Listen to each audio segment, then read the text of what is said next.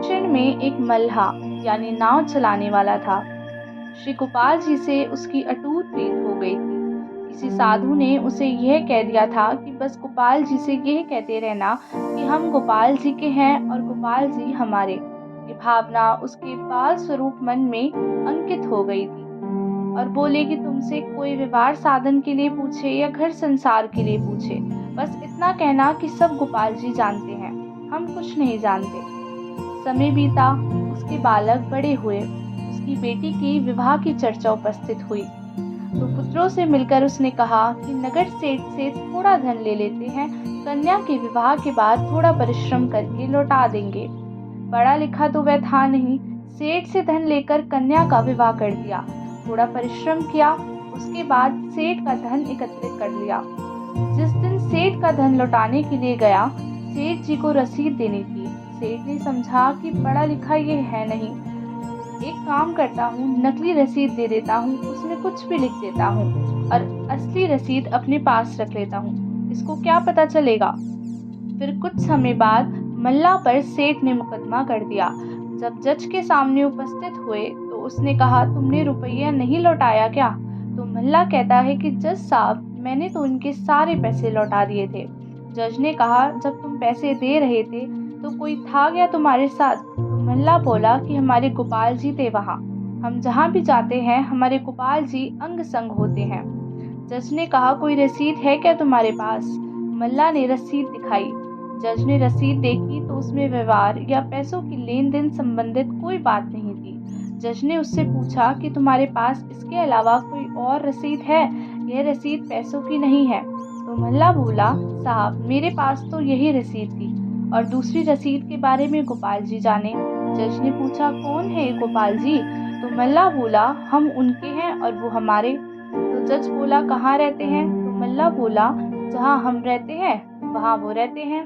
तो जज ने पूछा, तुम कहाँ रहते हो? तो मल्ला बोला, जहाँ गोपाल जी रहते हैं हम वहीं रहते हैं। अब जज समझ गया। कहते हैं ना, सच्चाई की अपनी एक चमक होती है। जज ने कुछ समय विचार करके आदेश दिया कि जो इन लेनदारियों के गवाह हैं उन गोपाल जी को बुलाया जाए और उनके लिए एक सम्मन जारी करवाया जाए। अब जो सम्मन ले जाने वाला था वो पूरे गांव में डोल रहा था और सबसे पूछ रहा था कि गोपाल जी कहाँ रहते हैं, गोपाल जी कहाँ रहते हैं। लोगों ने उससे कहा, पूरे गांव में एक ही गोपाल जी का मंदिर है, तुम वहाँ चले जाओ। तो जब वो मंदिर पहुंचा, पुजारी जी सब समझ गए थे। पुजारी जी को सब घटना मालूम थी। पुजारी ने भगवान के नाम के दस्तखत करे और भीतर जाके भगवान के चरणों के सन्मुख सम्मन रखकर कहा, आज तक आपके लिए सुंदर वस्त्र आए, आभूषण आए, बड़ी विचित्र भेंट आई है, स्वीकार कर लेना। पुजारी ने सम्मन में अगली सुनवाई की तारीख पड़ी। जो तारीख थी, उस दिन पुजारी ने भगवान का सुंदर श्रृंगार किया और हाथ जोड़कर भगवान के सामने निवेदन किया कि प्रभु आपके अतिरिक्त उसका कोई नहीं है, इसलिए जाइएगा ज़रूर। और वहाँ कोर्ट में जब मल्ला को एक और ले जाया गया और जब जज ने गवाह को बुलाने का आदेश दिया तो एक बूढ़ा कमर झुकाए हुए जज के सामने उपस्थित हुआ। तो जज ने प्रश्न किया कि क्या तुम थे जब इन दोनों के बीच में लेन देन हुआ? तो वह बूढ़ा बोला, हाँ हुजूर, मैं था। जज ने कहा, रसीद कहाँ है? बूढ़ा बोला, सेठ जी के घर में अमूक अलमारी में और अमूक बही खाते के भीतर रसीद रखी है। सेठ जी यहीं रहे और आप सिपाहियों को भेजकर रसीद मंगवा लें। रसीद वहीं मिली, मल्ला को भी बरी कर दिया गया। सेठ जी को सजा हो गई। उसके मन में कुछ खटका है। जज को लगा कोई ना कोई घटना तो घटी है। अब जज ने फिर से मल्ला को बुलाया। बोले, जो वो आए थे वो कौन थे? मल्ला बोला, गोपाल जी थे। कहाँ रहते हैं? बोले, जहाँ हम रहते हैं वहाँ गोपाल जी रहते हैं। जज ने सम्मन देने वाले को बुलाया। बोला, तुमने किसको सम्मन दिया था?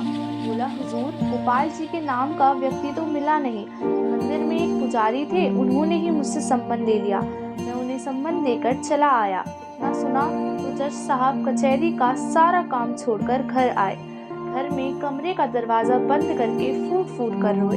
किसी ने पूछा, क्या हुआ? जज ने सारी घटना बताई। तो कहा, फिर रोते क्यों हो? प्रसन्न होइए, आपको तो भगवान का दर्शन हुआ। पर जज कहते हैं रोने का कारण कुछ और है। तो बोले, वह क्या है?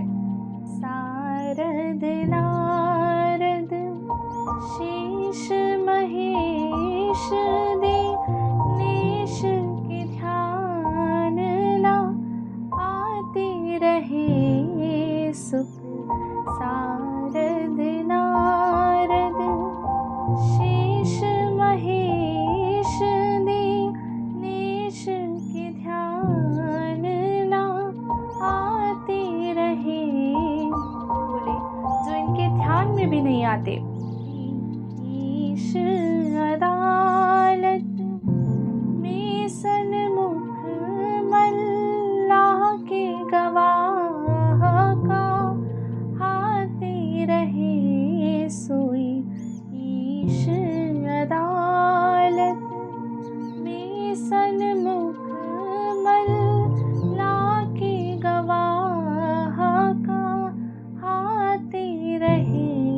जज साहब कहते जाएं और रोते रहें। घर के लोग संभालने का प्रयास कर रहे हैं और कह रहे हैं कि फिर रोते क्यों हो, आकर चले गए इसीलिए।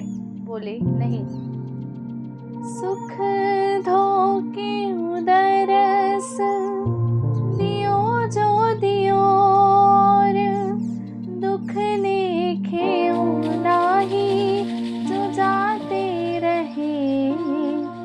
सुख धोके उदरस दियो जो दियो और दुख लेखे नाही जो जाते रहे। रोना इस बात का है, मैं कुर्सी पर बना जज बैठा रहा जगदीश खड़े समझाते रहे। मैं कुर्सी पर बना जज बैठा रहा जगदीश खड़े समझाते रहे।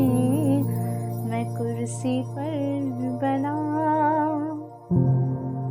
मैं खड़े होकर भी प्रणाम नहीं कर पाया। उसी दिन से नौकरी छोड़ दी और श्री वृंदावन धाम आ गए। आज भी उन्हें लोग श्री रस स्वामी के नाम से जानते हैं।